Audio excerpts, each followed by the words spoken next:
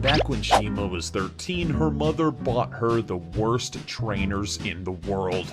At the time, the most cringe-worthy sports bra around was Dunlop.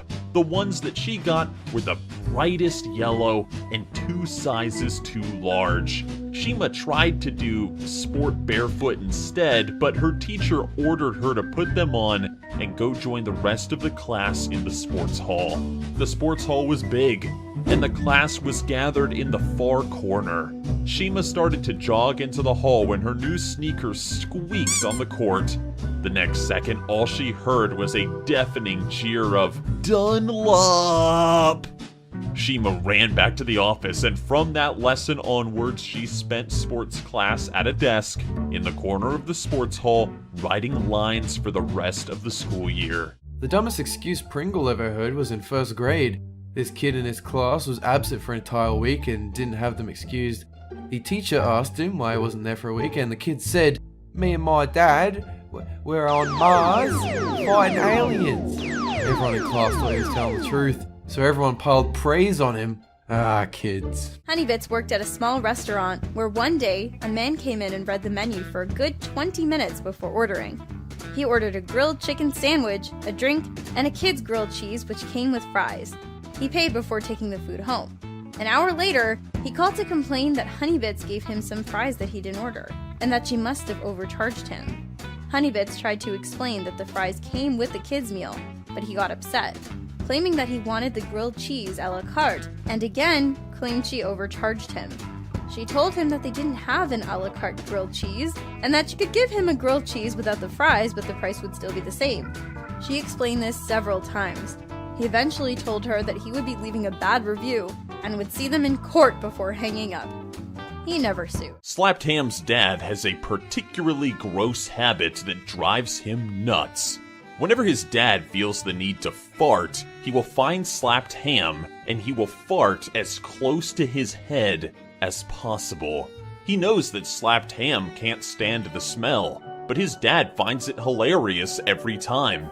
Any chance he gets, his dad loves to torture Slapped Ham with his fiery butt stenches. Slapped Ham swears his nose would cry if it were possible. Shima's grandmother ate sand from the beach when she was pregnant. She had no idea why she did that, but Shima thinks it's horrible when she has a sandwich at the beach and there's just 1 or 2 grains of sand on it.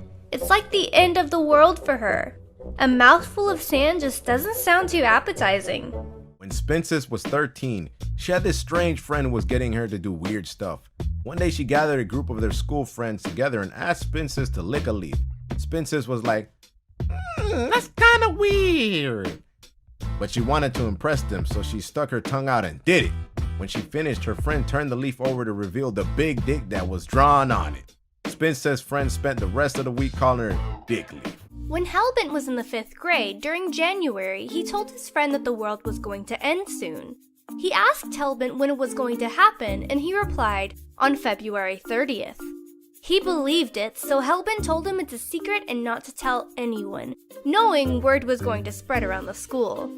In February, the lie even reached other classes. Everyone was scared, and a wimpy guy told a teacher about it. They had to then convince everybody that there is no February 30th. That year, Hellbent had his name in the school magazine as the naughtiest boy in school. When Nixium was 13, he and his family went to the fanciest French restaurant in town. While they waited for their food to arrive, the waiter brought out a platter of cheese, dips, and olives. Nixium had never tried olives, so he tossed a handful of them back like they were M&Ms. One of the olives went down the wrong way and Nixium started choking. His face was turning purple, so his mum jumped up to perform the Heimlich. Took a few goes, but eventually Nixium spat the olive out. It flew across the room and landed right in an old man's soup. Everyone at the restaurant stared at him.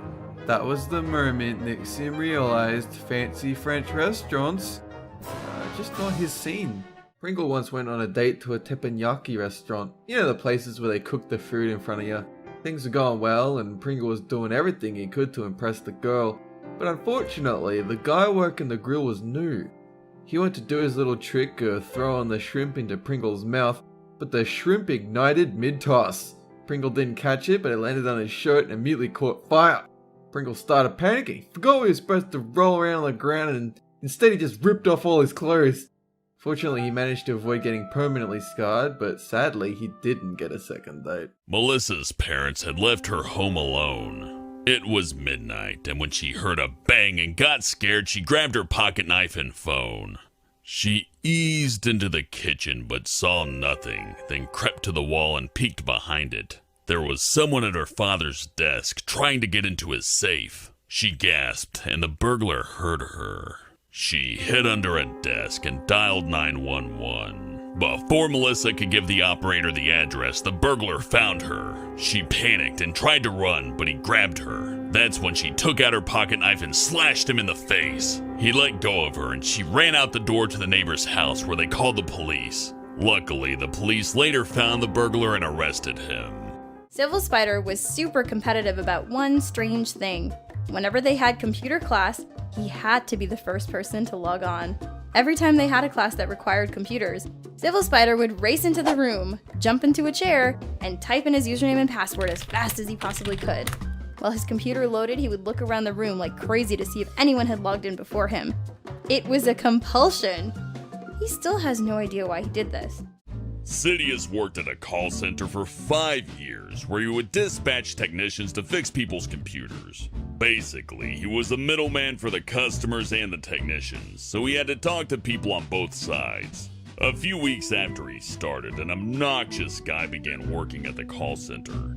Aside from the guy being an overall juvenile fuck-off, he would get buddy-buddy with the technicians on the phone, spending hours bullshitting with them about non-work related stuff when several calls were on hold.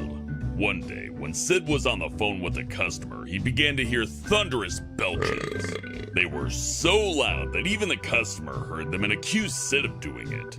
It turned out that the obnoxious guy was having a belching contest with the technician over the phone. A lot of other customers who called in at the time also heard the belches. The guy ended up getting fired. One time, a few friends and I walked over to our local park to hang out. We were chilling down by the creek that ran through the park. We were having a good time when suddenly we noticed a lizard floating down the water on top of a large leaf. Immediately, I sprang into action to save the poor creature, but while reaching out my hand to grab the leaf, the branch that I was holding onto broke, and I fell into the muddy water.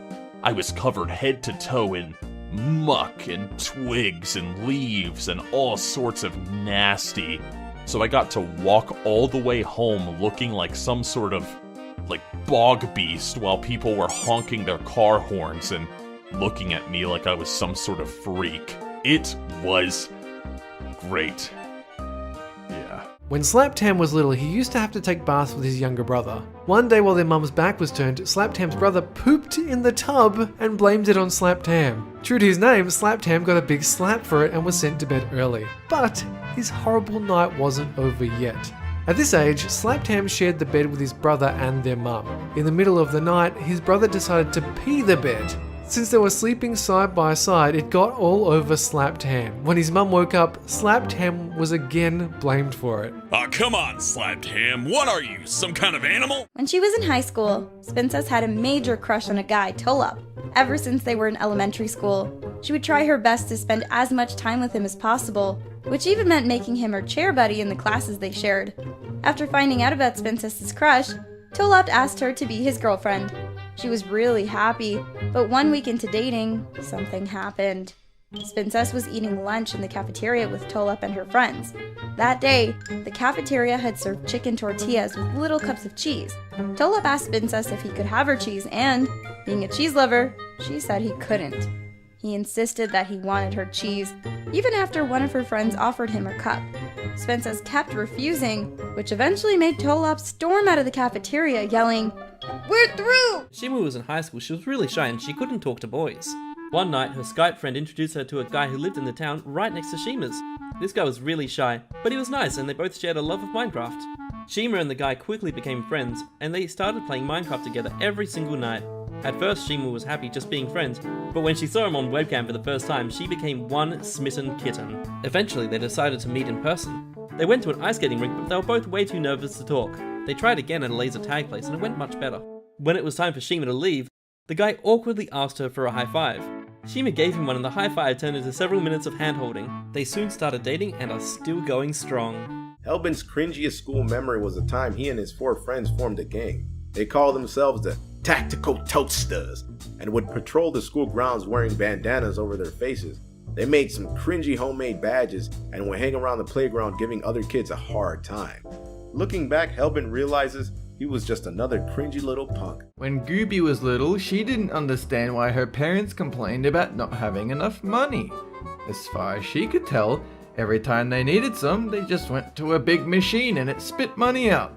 Later on, she realized that ATMs really don't work that way. Pringle's family kept a fridge in their garage for drinks, and the kids next door would often sneak in and take a soda. They did this almost every day, so Pringle and his family would never have soda. Now he really likes soda, so he tied a string to the inside of the fridge door so that when you opened it, it would pull the string, which would tip a bucket full of soda onto the soda thief. The thieving kids came in and got completely dunked. They didn't even see the note on the fridge that said, "Open slowly and untie the string on the inside." This one time Melissa was in Scotland catching the last train of the night. The only people on board were a guy at the back of the carriage and a kid seated about 3 rows ahead of him. The kid looked about 7 or 8, and even though they weren't sitting together, Melissa assumed the guy was his dad. As Melissa went to take a seat, she noticed the guy at the back had his pants halfway down. Upon closer inspection, she saw that he was shaving his pubic hair with a razor and had flicked a pile of his curly hairs onto the floor. Melissa couldn't believe what she was seeing. She thought about protecting the kid from this weirdo, but they were talking like they knew each other. Melissa decided to say nothing, and as the guy rose to get off at his stop, he turned to Melissa and said, "Good night." Something I think is equally dumb and both genius is that one time I was out with some friends, and one of those friends, it was his birthday, and it was towards the end of the night where you don't know what's happening anymore because everything's blurry and you're exhausted and everything. But we stopped to take a piss next to a tree outside this 7-Eleven, and I noticed one of my friends was trying to lift this like musty old like rancid couch. And then I went over and I thought this was brilliant. I lifted the other side of the couch and together we started hauling it back to my friend's place. And I vaguely remember thinking this is the best birthday present he will ever receive. And so we have this couch and we're hauling it down like this like highway. Everyone's beeping at us and we're just like, ah, this is amazing. This couch is so comfy. The couch, mind you, was covered in piss. I'm pretty sure dead rats were on it, but it would have been so comfy if you sat on it. We almost got it to his house. Then he came up and he looked at us and he's like, "You guys are fucking idiots. You guys are you're the dumbest cunts." And so we put it down like outside his house and we just patted him. We're like, "You're welcome." "You're welcome." And then we went inside his house, had a few more drinks and then passed out. It was the best night of all time. He still owes me for that couch, by the way. I really think that was the number one present I've ever given to someone. Gurgak had a dream where he was trying to impress Vladimir Putin so he could go to space. Putin was slowly turning into Kim Jong-un. Gurgak and a bunch of cool-looking teens that had belonged to an 80s sitcom were playing paintball with Putin. And he was like, "Hey man, you're some pretty cool dudes. You can go to space." So Gurgak got a jank-looking spacesuit and went to the space station. The spaceship turned out to be a huge ceramic piñata with a pentagram on it. Soon, common sense kicked in, and Gurgak realized he probably shouldn't be hanging out with communist leaders, nor getting into a demonic ceramic piñata ship with a bunch of 80s sitcom characters. So he said to Putin, who now looked more like Kim, "Look, man, I've thought about it, and I don't want to go to space." Kim said, "'Kay." Then all the other people turned into cats, and apparently, that was as far as his imagination could go. So then he woke up. Doopy was sitting in the library after school one time when she heard someone walking and letting out groans of pain. She felt a tap on her shoulder and she turned to see a man. He had scars on the front of his head. His arms were longer than a human should be, and his legs were twisted like an animal's. He smiled and he whispered, "Let's play hide and seek. You have 3 seconds." She ran and ran, running down the hall, and heard a screech as he followed. She looked back to see him, grinning wildly. Later that year, a fellow student ended up with horrible scratches on his face from what she said was a crazy creature in the library, and she hasn't gone back to that library ever since. Gergak was 16. His mom took him to a local steakhouse. She was on some strong medication at the time, but she seemed fine. Their conversation started out normal until she loudly asked Gergak, "Do you masturbate in the shower?" He spat his food and looked at her. "You take a long time in there, so I figured that's what's going on." Being a teenager at the time, he was mortified. To make matters worse, a bunch of elderly people were sitting nearby and they were giving him the death stare. It was the longest meal of his life. Not too long ago, Dolan's brother's mom was holding a little get-together with some of her friends. As he was passing through the living room from the kitchen to get himself a drink, he overheard some of the guests talking about upper class and lower class, and one of them asked something along the lines of, "Is there such a thing as a lower class in America?" At this point, Dolan's brother just blurted out, Sure there is. They're called Canadians. There was a complete hysterical uproar as the entire room burst out laughing. It was only after this that his mom took him aside and quietly told him that one of her guests was actually Canadian. Luckily for him, she'd left a few minutes prior. He still feels bad about it though, since he has a few Canadian friends. A lot of his mother's friends still found the joke hilarious to this day. When Nixium was starting 7th grade, he was in a long-distance relationship with a girl. They both really loved animals, but Nixium's girlfriend had a particular obsession with hamsters. Girl, me too. She had 4 different hamsters, and she had each of them meet Nixium one by one on a video call. After the call, she told Nixium that they had to break up because her hamsters didn't like him. When he was in 2nd grade, Spinal Palm was excited when his mom bought him a pair of Batman shorts. The next day, he decided to wear them to school, thinking he would look cool. At school, he felt so proud wearing them until he noticed that there was a hole in the front. It was a hole that was purposely put there and not a tear. What made it even more awkward was that Spinal Palm was going commando that day. After school, when he told his mom what happened, she laughed very hard. It turned out that they were actually boxer shorts, which meant that Spinal Palm went to school in his underwear, yet the teachers never noticed. Gergak has always had this strange habit of clearing his throat. Ever since he was a little kid and saw a cartoon character do it on TV, he was psychologically hooked on the action. No matter how many times he tried not to think about it, or how many times his family or friends yelled at him to stop it! Oh my god, it's so annoying! Gergak just ended up doing it out of force of habit. The problem is, it's gotten so bad that he doesn't even realize he's doing it. In fact, one time after taking an exam at school, he overheard one of his classmates whisper, "Did you hear Gergak in class? He was making freaking mucking noises the entire time!" Needless to say, ever since then he's been working on it but isn't so sure about his progress. So, one time I stayed the night at one of my friend's houses, and another one of our friend was sleeping in a different bedroom. That morning we had to wake up early, so when I went into the bedroom to wake up the other friend, he was sitting on the computer chair, the lights were on, he was in his boxers, and his hand was down his pants. But he was asleep. It was so funny trying to wake him up for him to realize the position he was in. It was weird. One day, Princess Proton and Spinal Palm were approached by a random stranger. He said he knew them, even though they didn't recognize him. He offered them a job. That seemed weird, but it turns out the guy ran a furniture store. The job he gave them was to test the furniture to see if it was comfortable. Turns out it was a real job. They had it for over a year. They made enough money testing couches and chairs to each buy a MacBook Air. Salty Squid's little sister does some pretty creepy things. One night, Salty Squid woke up from having a strange dream where a Russian woman was whispering at him to eat his peas and carrots. When he woke up, it turned out his little sister had snuck into his room in the middle of the night and was whispering to him to affect his dreams. Salty Squid's sister now does this fairly often, and sadly, he does not have a lock on his door. Pringle was in gym class with the girl he had a crush on, and she was sitting and watching him play badminton 2-on-1 against his friends. Pringle was beating them, so he got a little cocky and started showing off. Pringle's friend hit one over his head, and when he turned around for it, he twisted his ankle and then fell on it, which snapped the bone. Determined to still look like a badass, Pringle tried to play it off, saying it was just a bad sprain. In the next class, Pringle's crush sat next to him while Pringle was pale and sweaty from holding back the pain. The teacher noticed what was wrong and decided to look at it. Pringle's ankle was twisted 90 degrees to the side and horrifically swollen. Pringle confessed when he came back with a cast.